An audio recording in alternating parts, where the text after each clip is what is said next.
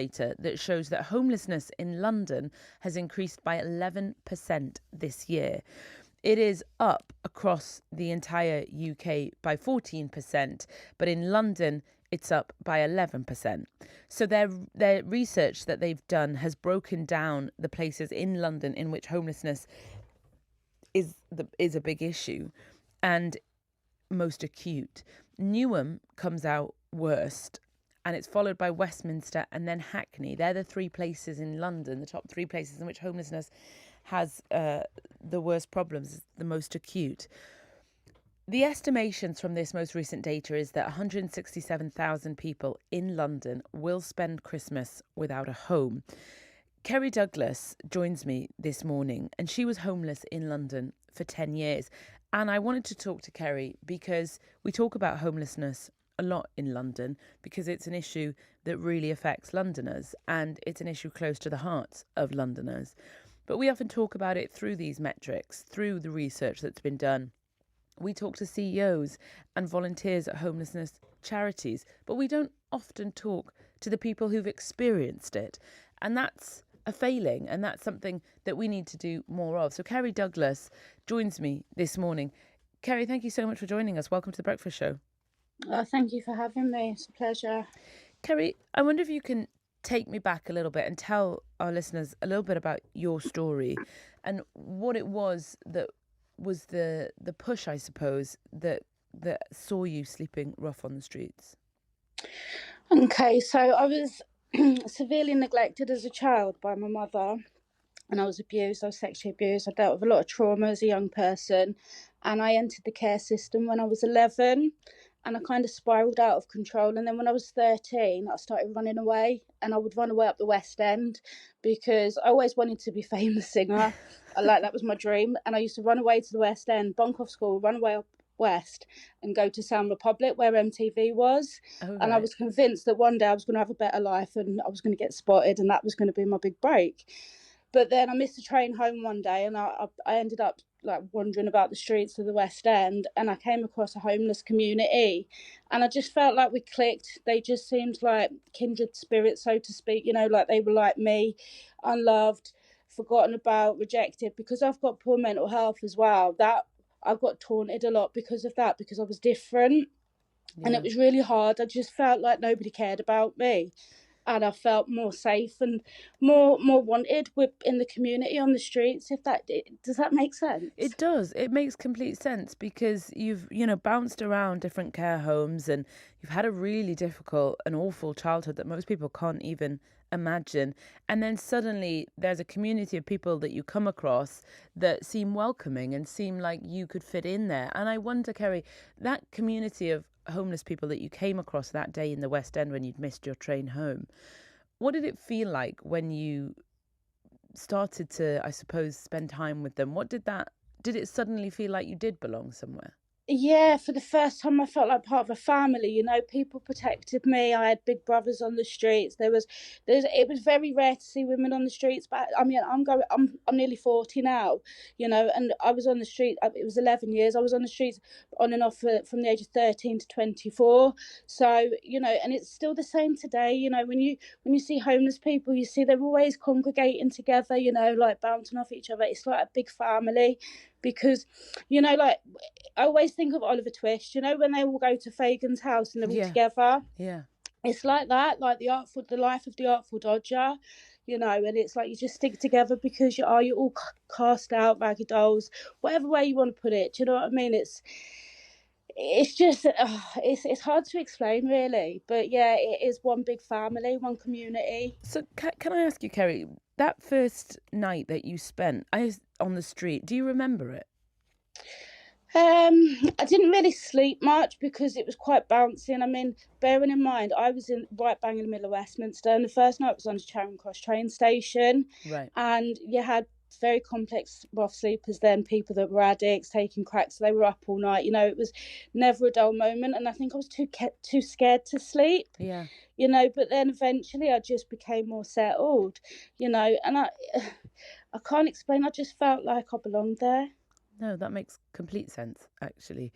We find belonging in lots of different places, and when you're craving it and you find a place that gives it to you, I imagine that is incredibly appealing. Kerry, you find this homeless community on the streets of London, and then you start sleeping rough. I wonder if you could just tell us a little bit about what it was like, the actual practicalities of that. I mean, how did you get any money for food, and how did you look after your personal health, or, go find bathrooms to use? And what was it like trying to figure out where you were going to sleep each night? To be honest, right, so there was always, like I say, communities. So I would always find places where there was a group of people so that I felt safer, which was 9 times out of 10 either the back of the Savoy Hotel on the Strand or underneath Charing Cross train station. Upstairs in St Martin's, there is a day centre called the Connection, and I used that. I used to sneak my way in at the age of 13, but then they twigged on I was underage because you're not allowed to use the service till you're 16. Right. But then I finally started engaging properly with the service when I was 16, and they were really, really supportive, and it was like a youth club every day, Right. and it just felt like that vibe, and I was going through a lot that I wasn't ready to face yet, and they were patient with that. Yeah. Now, from when I was 17, I dabbled in crack because I got pulled in, eventually, because that's what's going on the streets. It's there. You can't hide from it. And I was only on it for a couple of weeks. But then when I was 19, when I lost my son to the adoption system, I started taking heroin, and I just got lost from the age of 19 till I was 24. And it was a case of fight for survival. I'd be up for days on end just smoking and just trying to block out all the pain, because it was either that or just end it all, to be fair, and it was like the numbness that I got from the addiction. But it took me 5 years from experiencing rough sleeping to get to that addiction. I really want to combat that stigma that all homeless people are addicts, they choose that life. Well, actually, sometimes, a lot of the time, homeless people are homeless for a lot longer than before they start addiction. Do you know what I mean? It becomes a coping mechanism for them while they're on the streets. Of course. Do you think if you hadn't been on the streets, do you think you never would have turned to heroin, or do you think that might have happened Definitely not. anyway? It was. I swore I would never take that drug for 5 years because I watched it destroy so many people that I cared about. But then unfortunately I fell in love, and I just it. It was just downhill. And but in a different life, yeah, I do think it would have been different. If I was shown love and nurture and stuff by the people that were supposed to show me that in my early years, then I would have grown up feeling like I deserved better than the hand that I was given. Do you know what I mean? So, Kerry, in that 5 year period before you became addicted, were there any genuine moments in which you could have gotten off the street? Was help offered to you at all? Help was there, but it was empty. What do you mean by that? I must stress, right? So there's this battle of textbook versus nurture, and it's like when I've been involved with services my whole life, social services and mental health services, prison services, all of the statutory services I've been involved with some way, shape or form. And each time I've never felt like anyone's had any empathy towards me as a human. It's always I'm a problem. And that really hurts. So then when you keep getting treated like that, I just put this massive brick wall up, and I just thought, you know what, I'm not engaging with you people because you keep just classing me as bad, and all I'm asking for is a little bit of help and support and understanding that I'm a bit different to everybody else. But that doesn't make me a bad person. It just means I need a different kind of nurture. Yeah. So I disengaged personally. Help and support has always been available. I have to stress that. People do have a grudge and say, oh, they don't do nothing for me. But you know what? I can't stand here and say that's true, because there were times I shouted out, oh, there's nobody helping me. But actually it was always there, but I had to want to help myself. Of course. So in those, you had that 5 year period and then you became addicted. What happened after that? I just got lost, and then one day I was 24 and I just thought I can't live like this anymore. I was in and out of prison, I was taking loads of drugs, I was getting physically abused on the streets because I was a bit of a big mouth and cheeky and stuff, so, and I just thought I can't do this anymore. and I hit a live or die moment, and I got diagnosed with HIV just before my 24th birthday. And it was kind of like the revelation that I needed, because, like I said before, I lost my son to the adoption system, and I kind of had like a revelation: if I don't get myself sorted within a couple of years, I'm going to be gone, and I'm never going to have that opportunity to see my boy again. Yeah. So that was in 2008. After a little bit of a relapse, after the diagnosis I entered recovery, and for 15 years I've been clean. Well, I mean, that's remarkable, and, massive congratulations to you on that. Yeah. And I suppose then my question is, how did you get off the streets? Because that's a big leap and a difficult, it's not just finding a home, it's No. actually changing your entire lifestyle, your support network, your friendships, the people that you know. And I imagine that transition, and you can tell me if I'm right on this, Kerry, but I imagine that transition to getting off the street and getting into a home by yourself is quite a lonely one.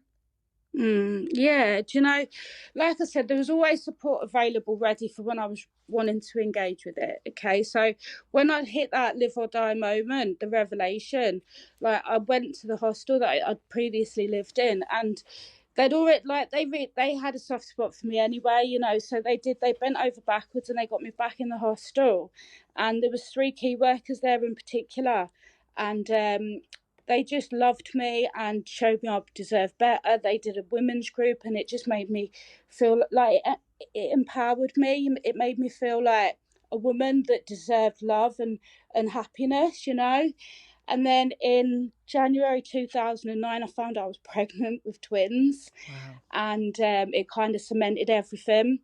And yeah, but them 3 ladies, they're still in my life today, encouraging me, blessing me, because they understood that all I needed was love and nurture and encouragement. All of those keys that everybody else that's successful has, the key ingredients that they grew up with: a Yeah. loving, nurturing environment where that edifies, not tears down. Yeah, absolutely. So tell me a little bit, Kerry, about what you do now and where you live. Oh, do you know what? It's been incredible, actually. So for the last 5 years, I mean, so I tried for in my recovery, I just didn't really want the kids thinking that it was okay to just be in a comfort zone. So I've really pushed myself, and I've trained.